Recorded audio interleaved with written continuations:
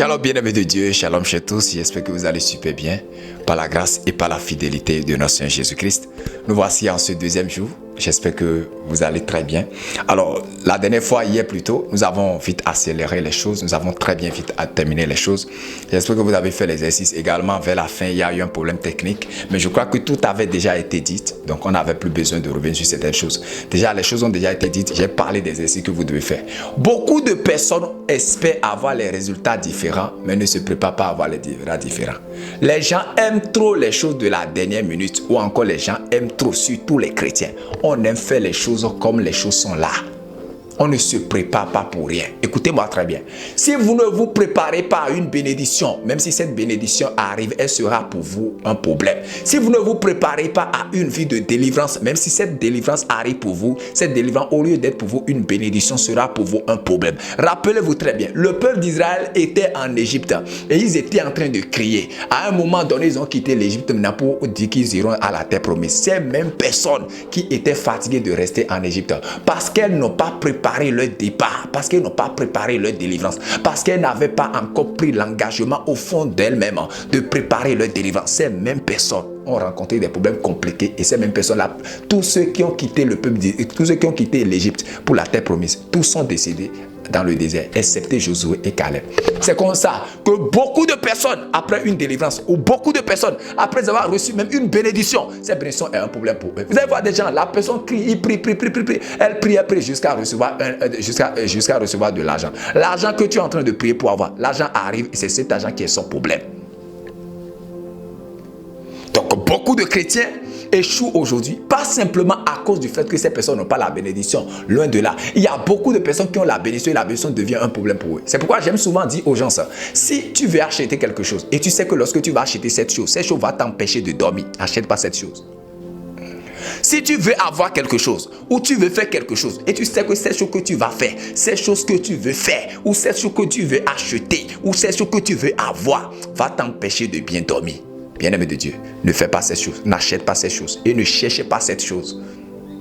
Beaucoup de personnes ont une bénédiction, beaucoup de personnes ont quelque chose et c'est cette chose qui est devenue leur problème. L'argent que tu cherches là, lorsque tu as cet argent, c'est ça qui est devenu ton problème entre toi et Dieu.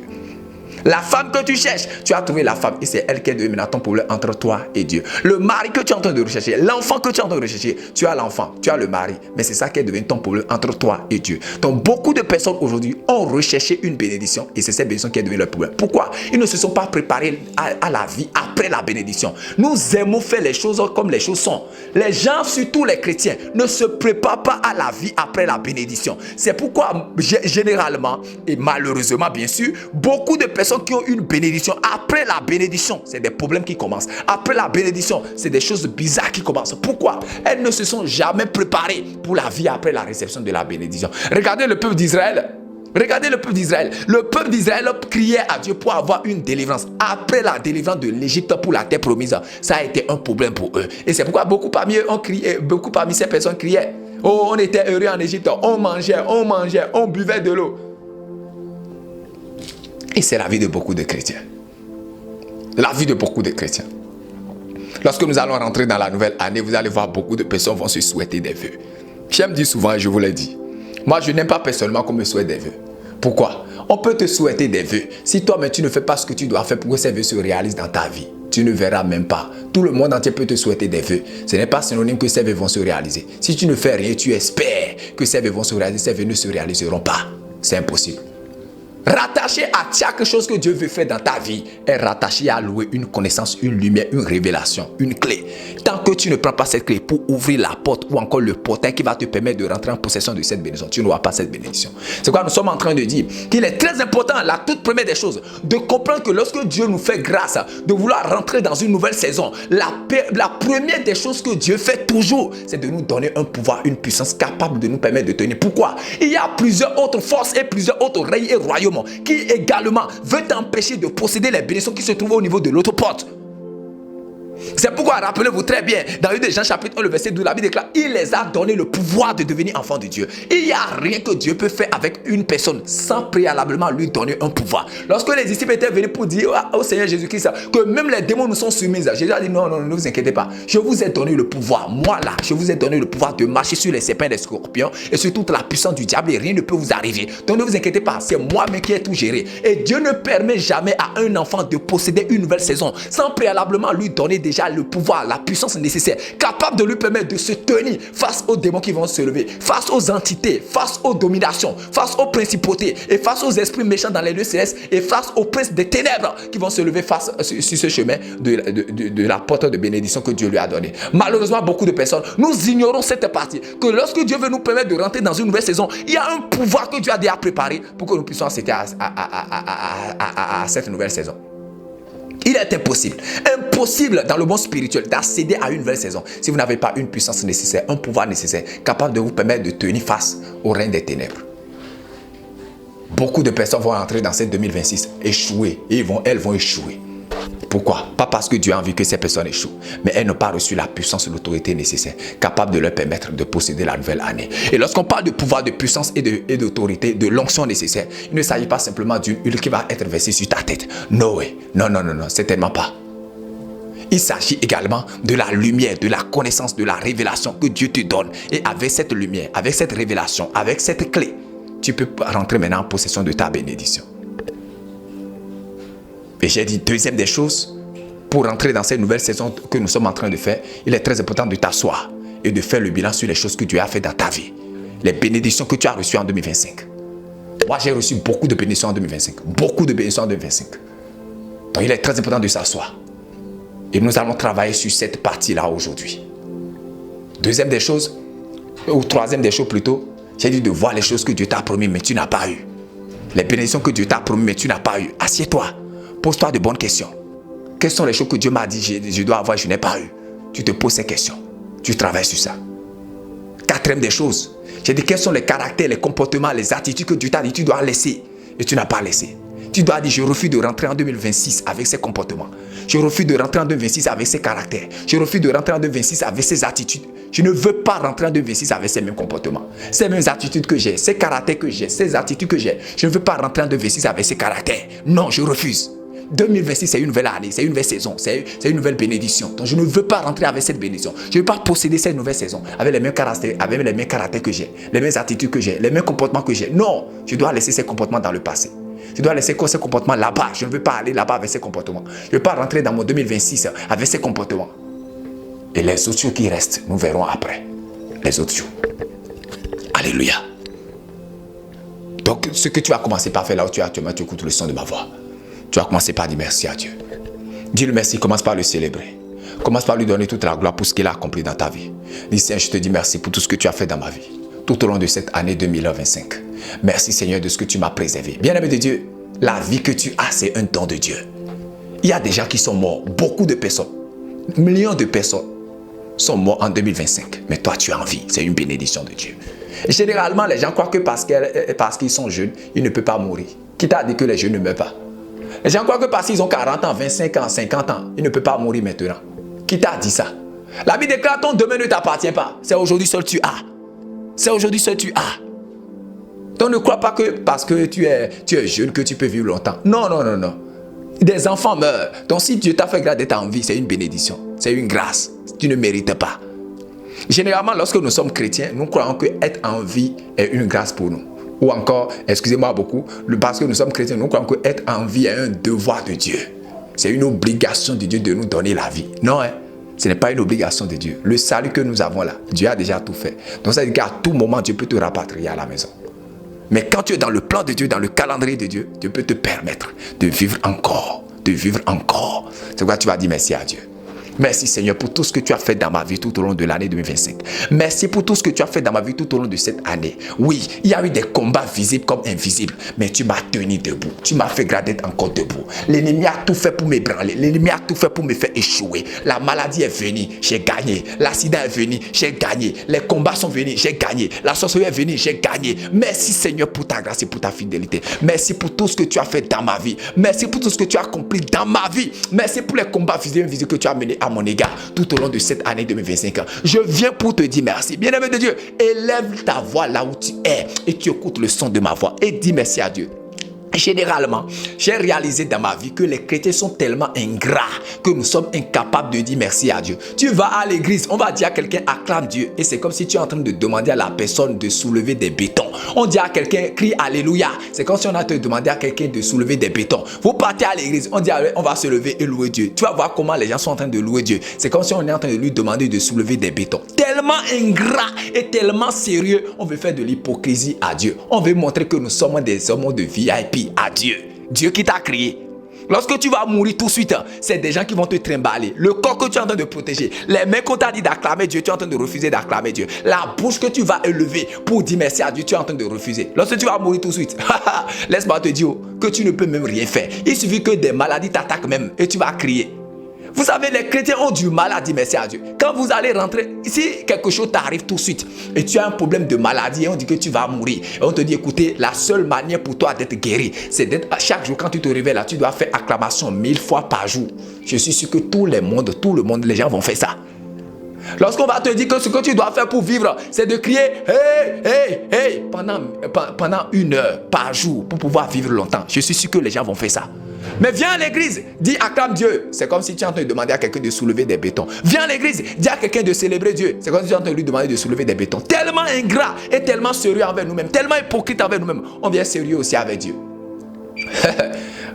Tu fais du mal à qui? Tu fais du mal à toi-même. Élève ta voix là où tu es et dis merci à Jésus-Christ pour la grâce qui t'a fait d'être encore en vie. Dis-le merci pour les combats visés que il a menés à ton égard tout au long de cette année 2025. Dis-le merci pour l'argent qu'il t'a donné également. Il t'a nourri, il t'a nourri. Tu as un chien, tu dors quelque part. Même si tu me dis que tu es SDF, tu dors quand même quelque part. Même si c'est sous manguier, même si c'est sous arbre, même si c'est sous figuier, tu dors quelque part. Dis merci à Dieu pour la vie de tes enfants. Dis merci à Dieu pour la vie de ton mari, la vie de ton fiancé, la vie de ta fiancée, la vie de tes frères et soeurs. Dis-lui merci en tant que pasteur. Dis-lui merci pour la vie de tous les membres de ton église. Dis-lui merci. Dis-lui merci. Il y a tellement eu de fidélité de Dieu. Dieu a tellement fait de choses que nous ne pouvons ne pas lui dire merci. Tu ne peux ne pas le célébrer. Non, non, non. Tellement ingrat, les hommes ne voient que ce que Dieu n'a pas fait. Ce que Dieu a fait, on ne voit jamais. C'est pourquoi lorsqu'on dit à quelqu'un de louer Dieu, c'est compliqué pour cette personne. Lorsqu'on dit à quelqu'un d'acclamer Dieu, c'est compliqué pour cette personne. Lorsqu'on dit à quelqu'un de célébrer l'Éternel, d'adorer Dieu, c'est compliqué pour cette personne. Pourquoi? Nous avons toujours nos regards visés sur ce que Dieu ne nous a pas encore donné.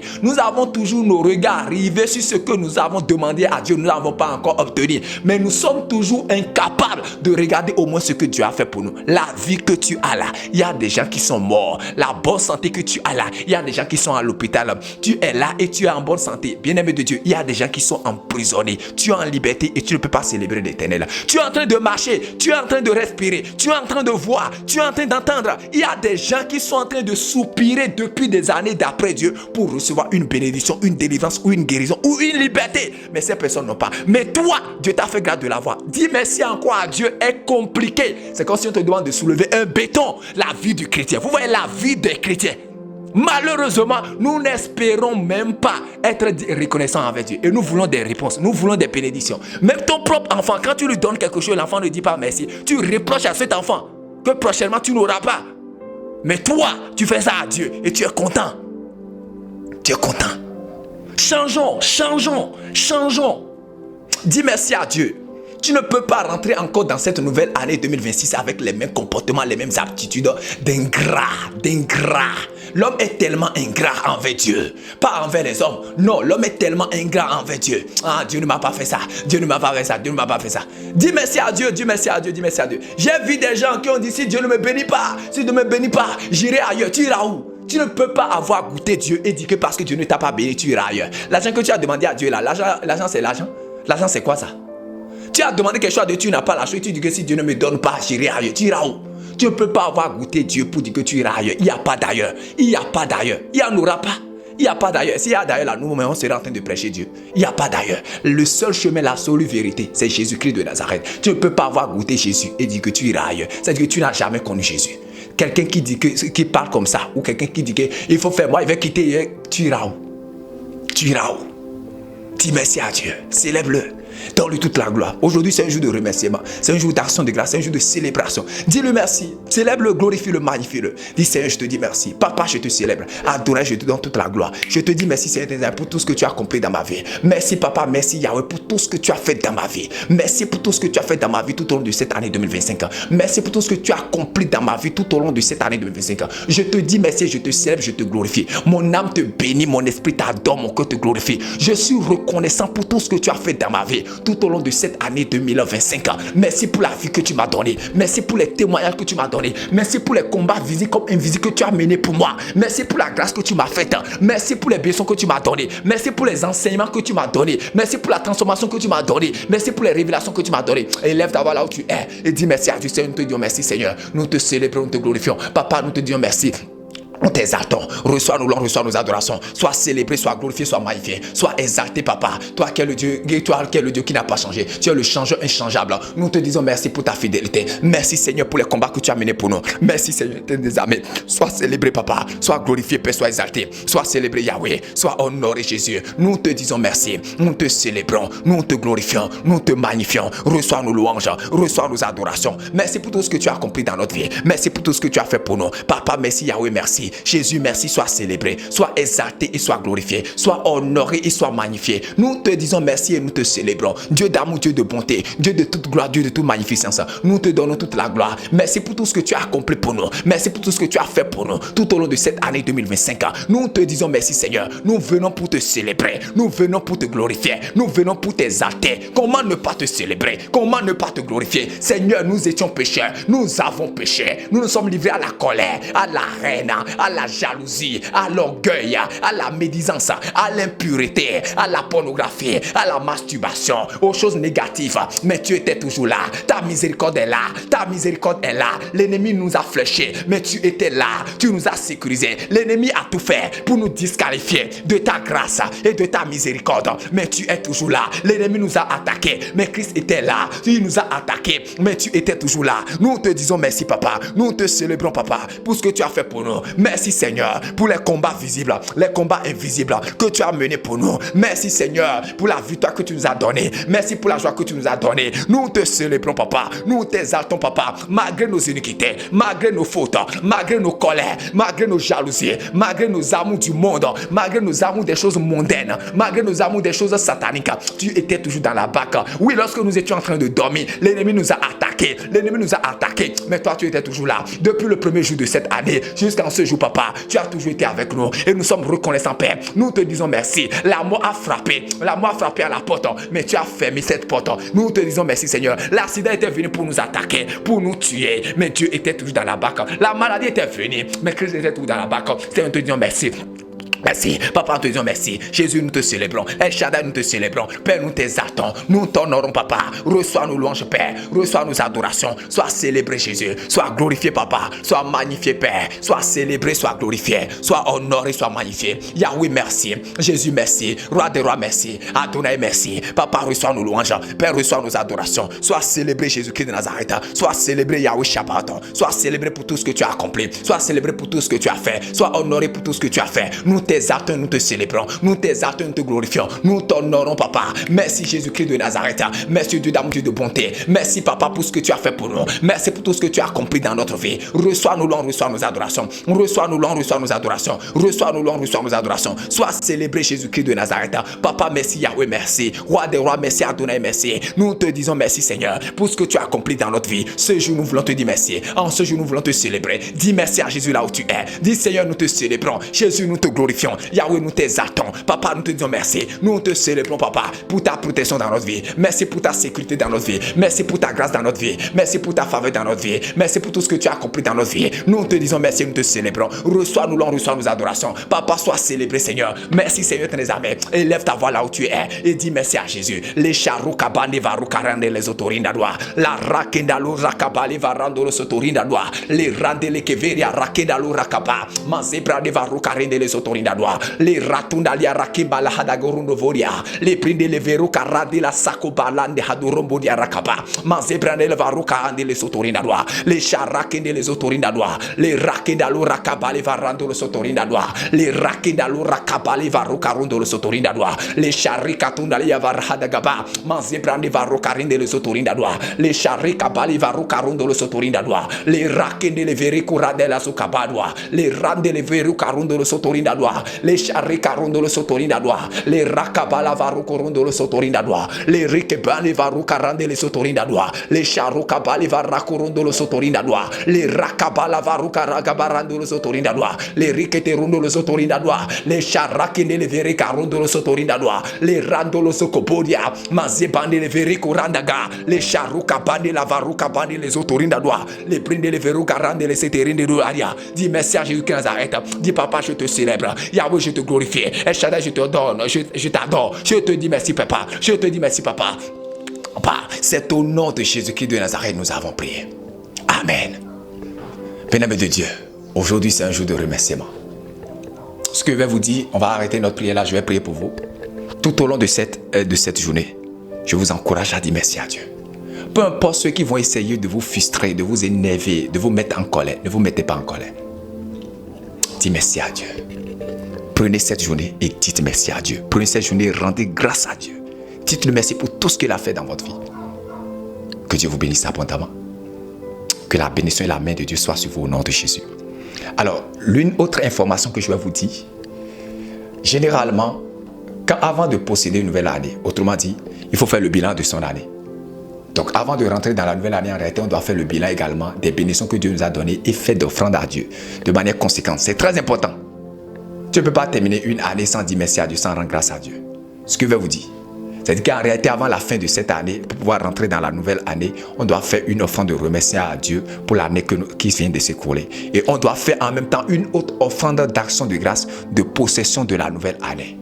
Maintenant, voici comment ça va se passer. Si tu veux, tu peux combiner les deux. C'est à toi de voir comment tu vas en fonction de tes moyens et de ton engagement avec Dieu. Tu vas prendre ton offrande, donc préparer une offrande vers la fin de cette année, lorsque nous allons rentrer dans la nouvelle année. L'offrande peut être envoyée avant le 31 où nous allons faire traverser, ou ça peut être envoyé également après le 31. C'est à toi de voir. Donc préparez-vous également en conséquence pour une offrande d'action de grâce de la nouvelle année et de l'année qui vient de s'écouler. Mettez ça dans vos programmes, mettez ça dans ton agenda. En réalité, c'est quelque chose qu'on ne doit pas dire à quelqu'un. Ça là, on doit faire une offrande d'action de grâce à Dieu. Donc préparez-vous pour ça. Que Dieu vous bénisse abondamment. C'est la voix de votre serviteur, pasteur, prophète Christ David Wari-Wessou. Je viens prier pour toi au nom de Jésus-Christ de Nazareth. Je prie que la main de Dieu soit sur toi, la grâce de Dieu soit sur toi, la faveur de Dieu se repose sur toi. Alors que tu serais en train de passer cette journée de remerciement et d'action de grâce, je prie que la main puissante de l'Éternel soit ton partage, que la grâce de Dieu soit ton partage, que Dieu te révèle tellement de choses qu'il a fait pour toi, que Dieu te fait posséder les témoins de dernière minute. Bien-aimé de Dieu, même à la dernière minute, Dieu peut faire de grandes choses encore. L'année n'est pas encore terminée, 2025 n'est pas encore terminée. Ça veut dire qu'il y a encore de miracles en cette année 2025 qui t'attend. 2025 n'est pas encore terminée. Garde la foi, persévère et que la main de Dieu soit ton partage au nom de Jésus-Christ de Nazareth. Amen, amen et amen. Shalom.